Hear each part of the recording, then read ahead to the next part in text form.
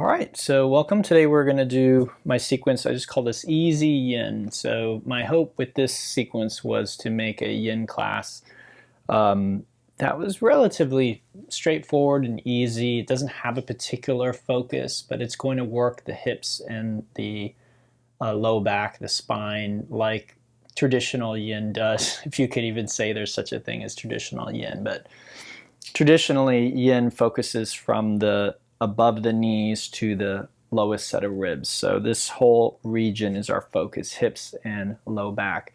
So today's class will very much be in that vein, okay? So we'll start on our back, and we bring our hips over to the right edge of the mat, and then take your left leg, move it to the left, cross your right ankle over it, and then reach up, grab your right wrist, and pull it over to the left, okay? Now, what we're looking for is a stretch here, waist and ribs. So if you don't feel it, you can wiggle yourself over further until you begin to feel that stretch. You notice I'm bringing this left arm down. That's because I have a shoulder injury and it can get aggravated in this position. So I will sometimes bring this arm down, and that's an important thing to know, that all of the instructions are ultimately suggestions. As long as we feel safe, as long as we feel the stretch, and we're relatively comfortable enough to hold this position for 3 minutes, then that's all we need. We can change anything, like bringing this arm down as necessary, okay?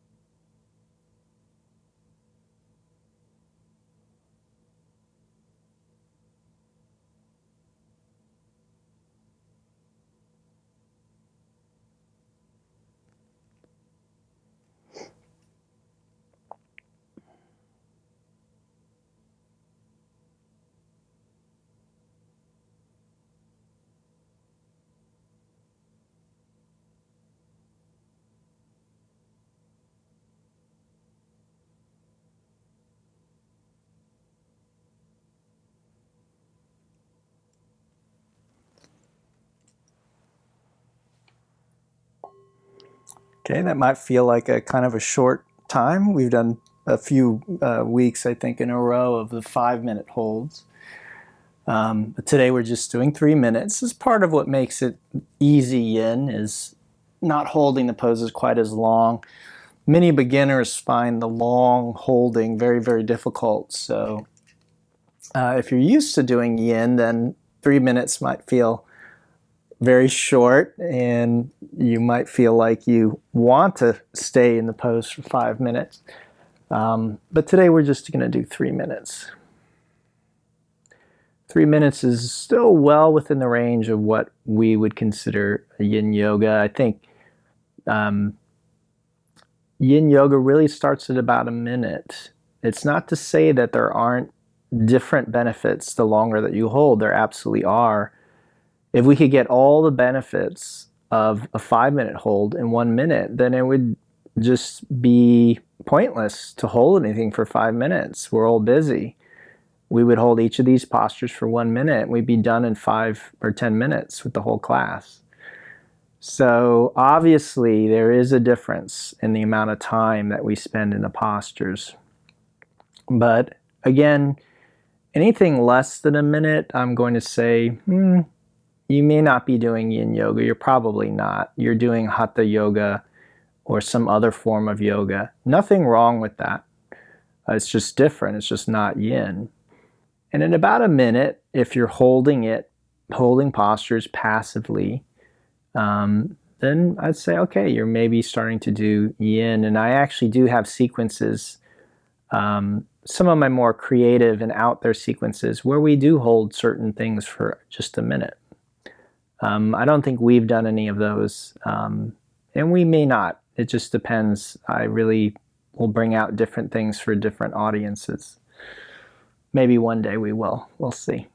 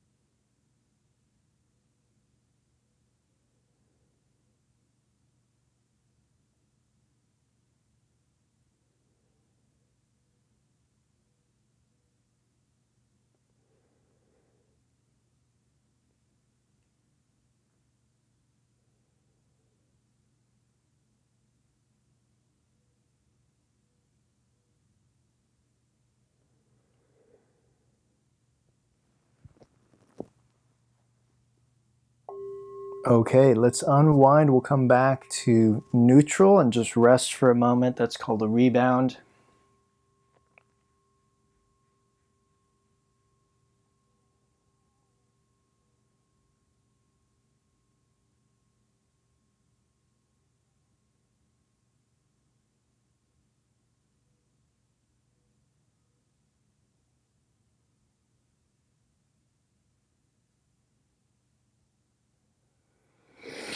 And then we'll pull our legs in, give them a little squeeze, shake it out with a little bit of movement.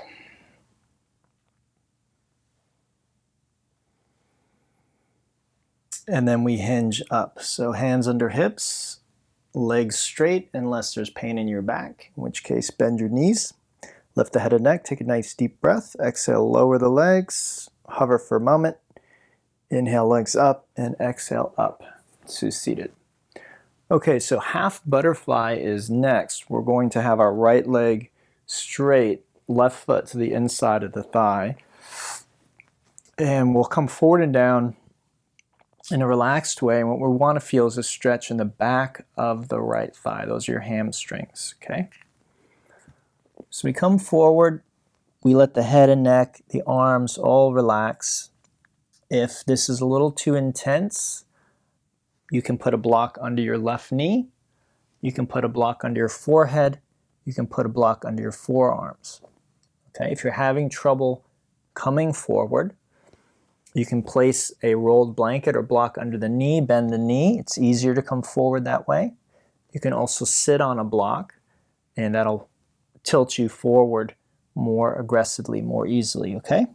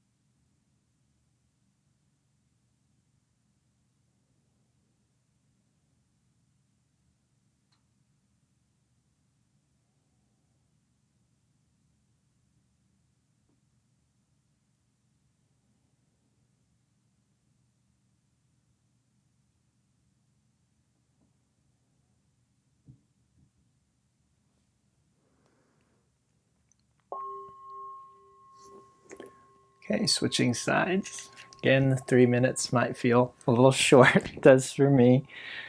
I like the long holds, but as I mentioned earlier, not everyone does, especially as you ease into this practice. So I have these different sequences that I teach, and I just rotate through them, and different people get different things from them. And you never know, you might have an injury, or on a certain day, a shorter hold might feel better. The other thing that's nice about a sequence like this one, where the holds are shorter, is we actually get through more postures in an hour. And at the end of the class, that can leave us feeling really, really good, like we hit a lot of the key areas in our body. So again, if we had all day to do yoga together, then we'd hold everything for 5 minutes. We'd do our hips and our spine and our shoulders. We'd feel amazing. That's what we do when I teach retreats. We'll spend like 2 hours in the morning just doing yin yoga. But that's not what we're doing today.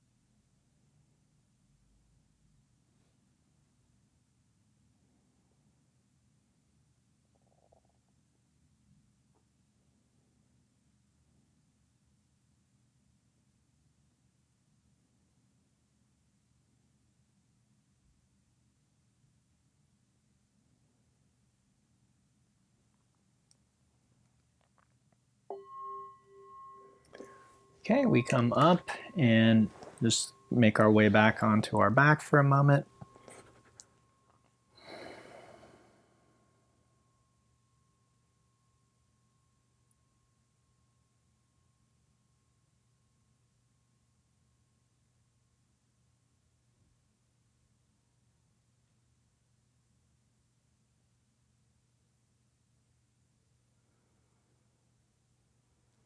Okay, let's bring our legs in. We'll give them a squeeze. Just a little bit of movement.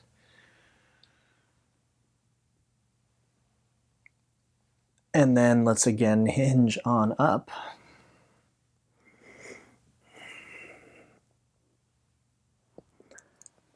Now again, if you're wondering why do we do it in that specific way, it's because it engages our hip flexors and our rectus abdominis, and this just helps to pull the joints back together after the yin postures, which pull them apart.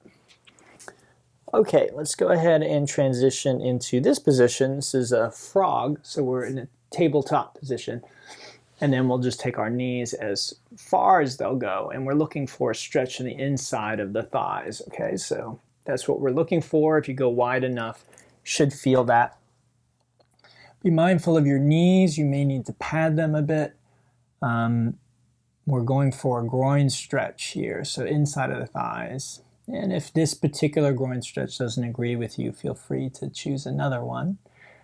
If you know another one, no problem there. So your heels could be apart, they could be together, your feet can flex or point.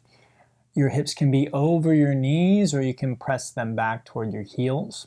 And you see I'm on my forearms, but some people in this posture end up in this position, which is perfectly fine, up on your hands, okay?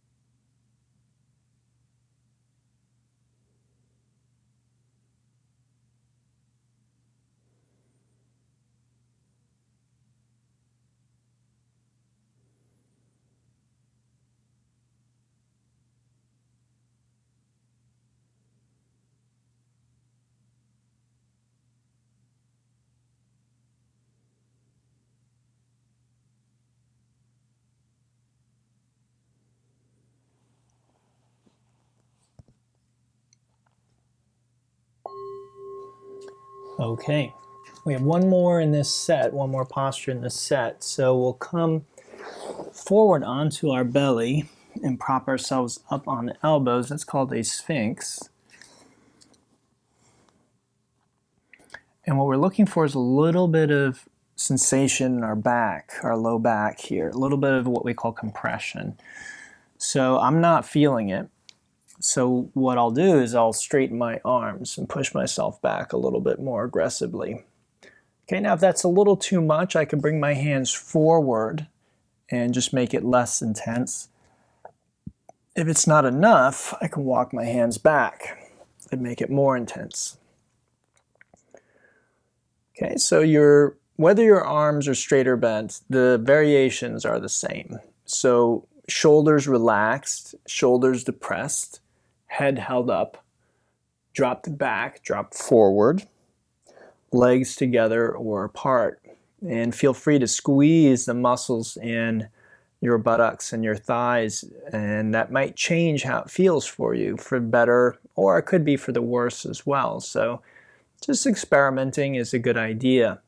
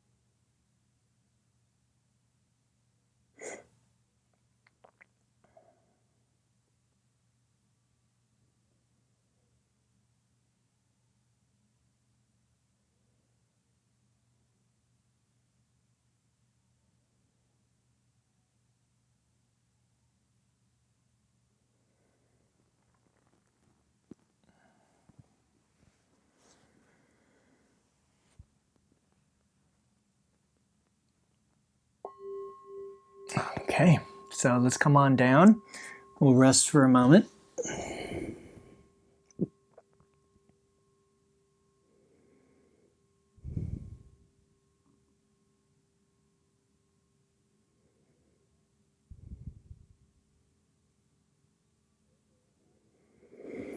And then let's do a little counter stretch. We'll bring our arms out to the sides, palms down. And then we bend our knees and we'll just drop our feet side to side. Let the hips rock, release the back a little bit.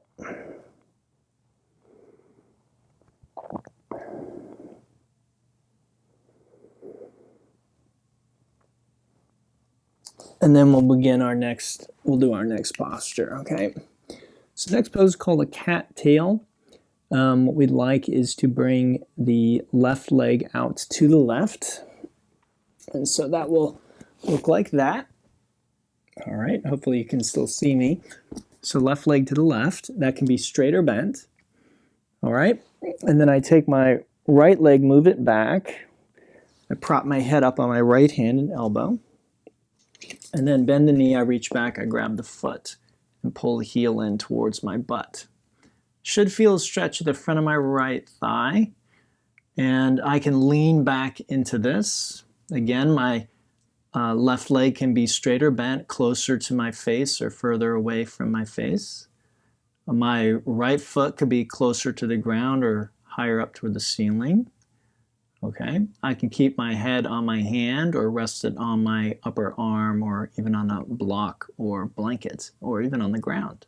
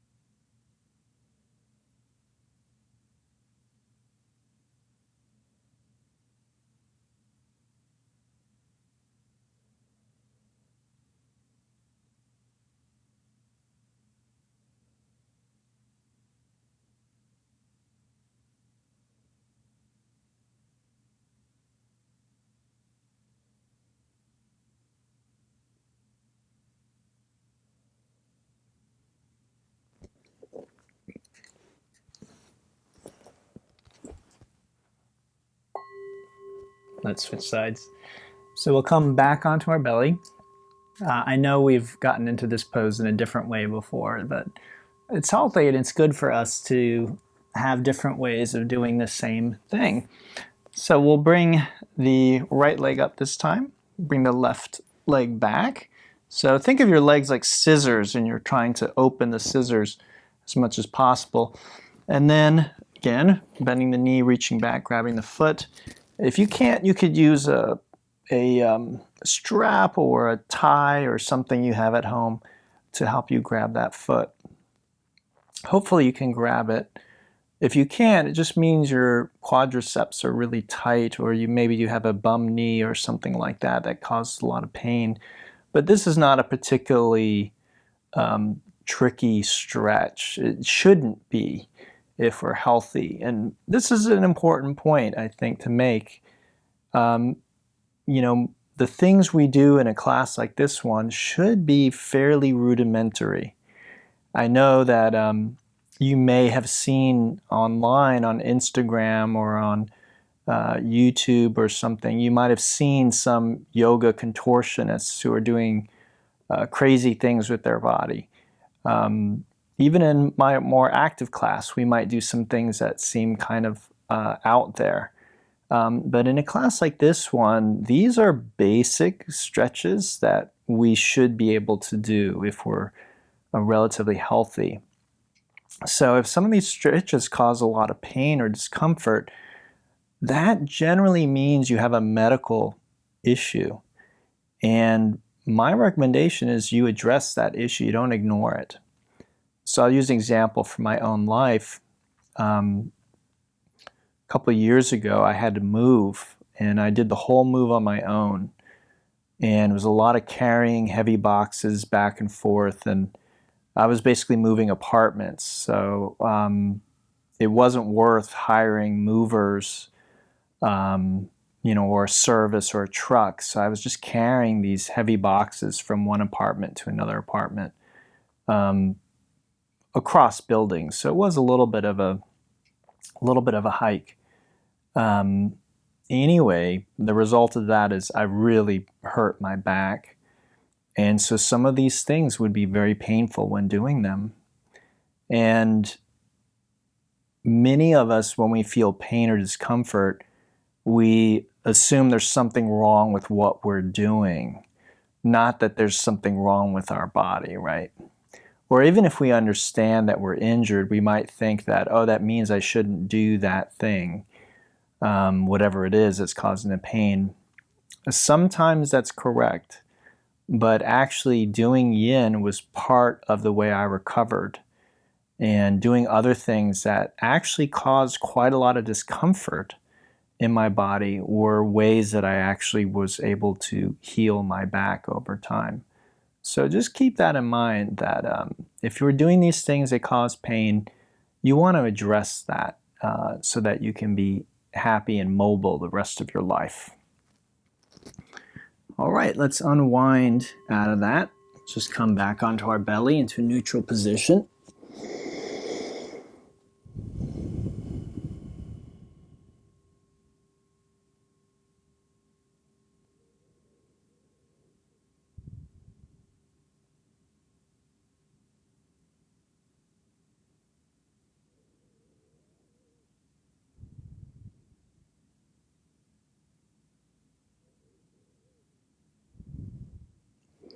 And then let's press back to tabletop.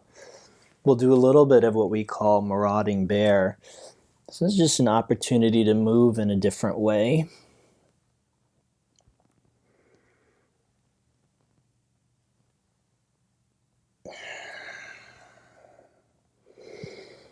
And after a bit of that, you can tuck your toes and do a little of the down dog.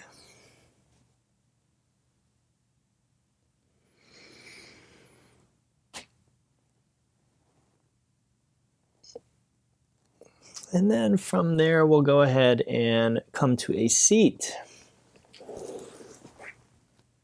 Okay, so we're in our seat now, and we'll do something that we call the square pose. So in square pose, I would like my right foot in front of my left knee. This is the simplest version of square. So right foot, left knee. And then I would just come forward, and what I want to feel is a stretch out here, maybe in both hips, but maybe just the right hip. And I do not want to feel it here, okay? Now, if you don't feel it out here, and you don't feel it here, again, we don't want to feel it here, we do want to feel it here, then I take my right foot I place it on top of my left knee. Now I want to be clear, this isn't a half lotus. So half lotus, your foot is way back here, okay? Like this, the knees are kind of sticking out. We're not doing that. The foot is here. Okay, this foot is here. So the legs are stacked one above the other. They're not in this kind of orientation. They're like that, okay? No pain in the knee, no pain in the ankle. Now, if you're feeling it here, and again, you would come forward, okay? If you're feeling it here, try this. And this is called a shoelace. It's the same area we're targeting, just a different approach to it that hopefully avoids the compression at the front of the hip, okay?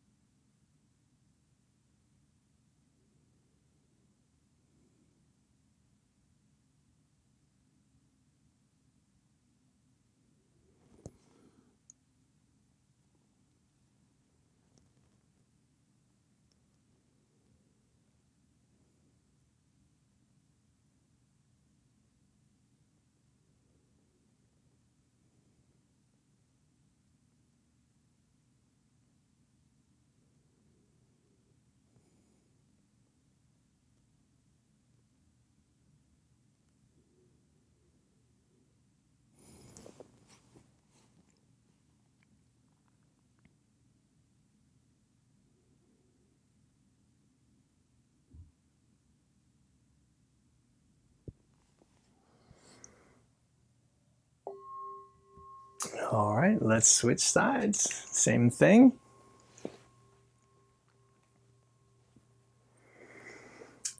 The left buttocks are outside of the left hip, maybe the right hip as well.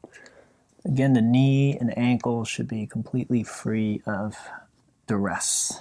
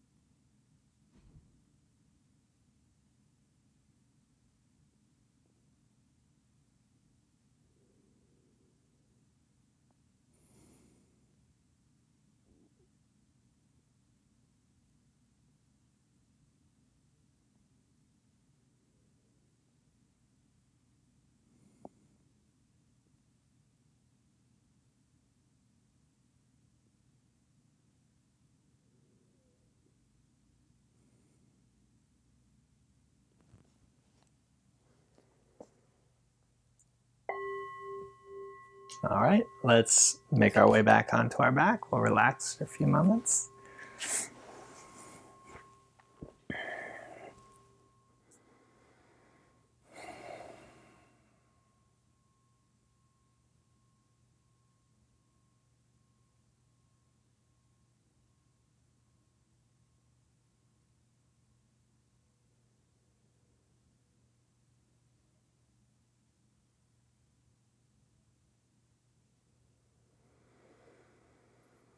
And then we'll bring our legs in, give them a little squeeze, make some circles with our knees.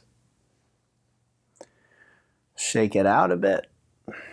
Again, it's great when we can move and we're completely free of pain, but especially as you age a bit, that tends to be less and less rare. But again, pain, very often, we want to try and address that pain. Okay, moving right along. We will do a spinal twist to finish. This should be, again, very straightforward, easy posture. Right knee over the left. You can wrap ankles if you like, but don't feel that you have to. We'll drop the knees to the left, and we can play around with how close our knees are to our chest or belly, the position of our arms and our head, and we're going for a sensation of stretch, maybe in the back, the hip, the front of the chest, the neck even. A twist like this affects many areas in terms of the muscles. We, of course, in terms of joints, are affecting the spinal column. And as you may have heard me say in the past, joints are not very sensitive. So you're probably not going to feel your spine. And if you do, that might actually mean that you've got an injury. So usually when our joints are healthy, we don't feel them. This is why as we get older, we very often start to feel our joints more because they're not as healthy as they once were. So again, something to keep in mind. As we get older, I find, anyway, for myself, that my body requires more maintenance just to kind of keep it running at its optimal level. And this is very much like an old automobile, right? When you buy a brand new car, it's like zero maintenance for a while. You don't have to do anything. It just keeps running. And then after you've had it for, I don't know, 5, 10, 15, 20 years, very often your car will require more maintenance. And if you don't do regular maintenance on it, you might find that there's all kinds of knocks and creaks, and maybe it stops just randomly, or the engine won't start one day, things like that. And so our bodies are very much biomechanical machines. They are a type of machine, not like a car exactly, but they are mechanical in a way. They are running its pressure and chemicals and different things. And so as our bodies age, even though they can heal themselves to a degree, generally as we age, they need more help and more attention to do that. And so me personally, I find that I have to require more time doing things like yoga and self-care if I really want my body to be functioning optimally and relatively free of pain.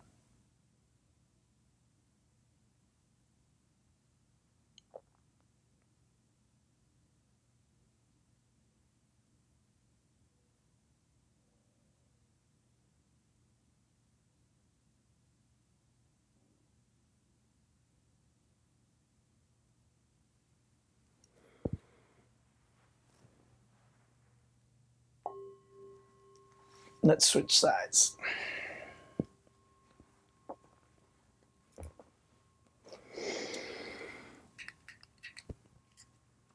Okay, so this is called Twisted Roots.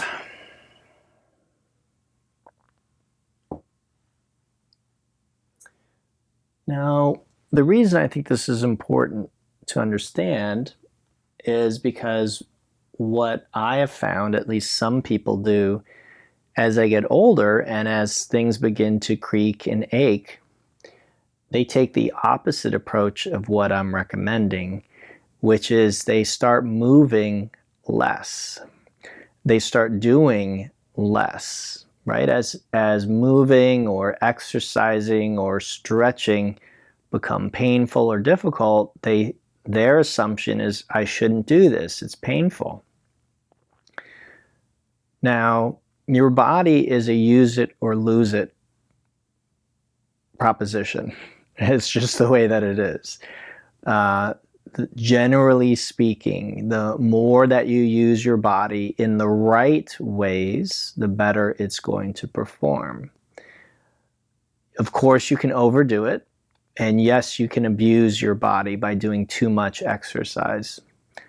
But in general, modern life, for even young people, doesn't have enough movement in it.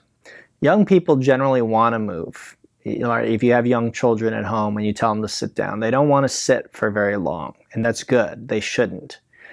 For us adults, very often we do want to sit down. We just want to be still.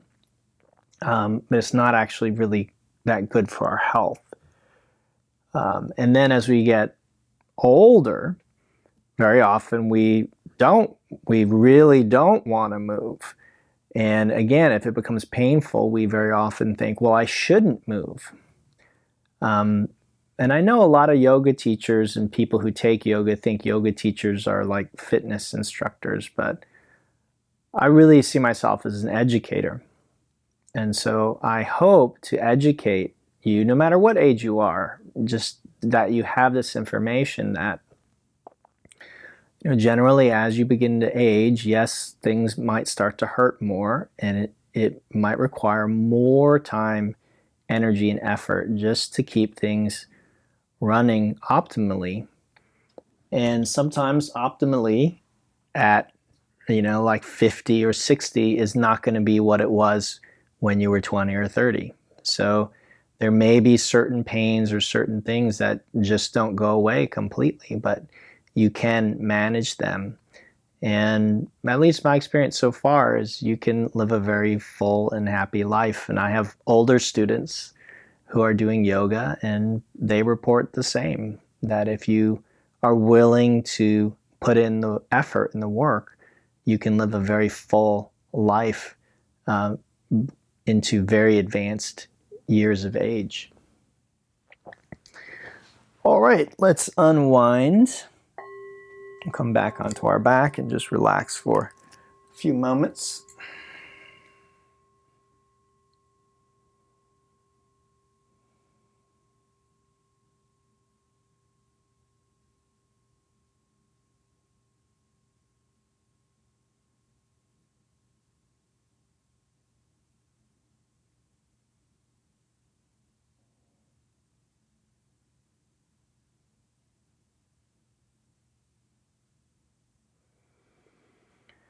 And then we'll bring our legs in, give them a little squeeze, shake it out a bit.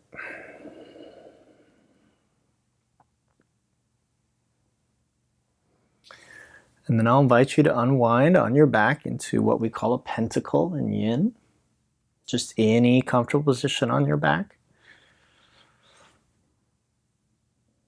Close your eyes, still your body. And you can set a timer for 6 minutes and see if you can just let go for 6 minutes. It might feel like it takes an effort to be still. I get it. When our mind is racing, it might feel like we're fighting something. But stillness is what happens when we stop. It happens naturally. The same is true of silence. There are a million things we can say. There are many different styles of music. There are all kinds of sounds that we can make. Infinite number of sounds. There's only one silence. There aren't two different kinds of silence. There's one silence. There is one stillness.